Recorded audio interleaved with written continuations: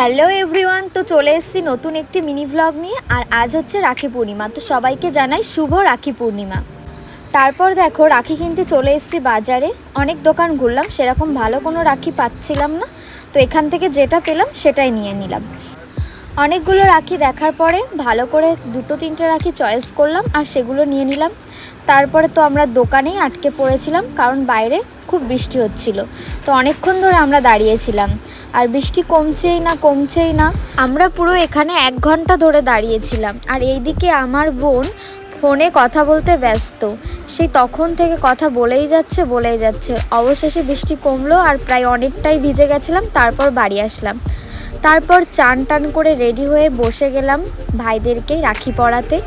ওরা আমাদের জন্য অনেকক্ষণ ধরে ওয়েট করছিল। তো দেখো আমার রাখি পরানো কমপ্লিট হয়ে গেল। আর তারপরে ওদেরকে একটু লাড্ডু টাড্ডু খাইয়ে দিলাম।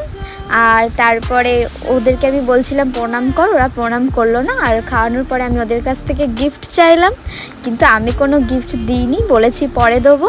আর আমার তো রাখি পরানো কমপ্লিট হয়ে গেছে। সবশেষে ভাইদেরকে একটু চুমু খেয়ে নিলাম। এরপর আমার বোন রাখি পরাচ্ছিল। আর আমার বোন কি করেছে, আমার বোন ওই ভাই দুটোকে লাড্ডু খাওয়াতে গিয়ে ছোটো ভাইটার মুখে পুরো লাড্ডুটা দিয়ে দিয়েছে। ও তো খেতে পাচ্ছিল না। লাস্টে ওদের দুজনের মধ্যে মারামারি বেঁধে গেছিলো, সে অনেক মারামারি, তারপর বোন থামিয়ে দিল। আর আজকের মিনি ব্লগটা এই অবধি। Ta ta, by.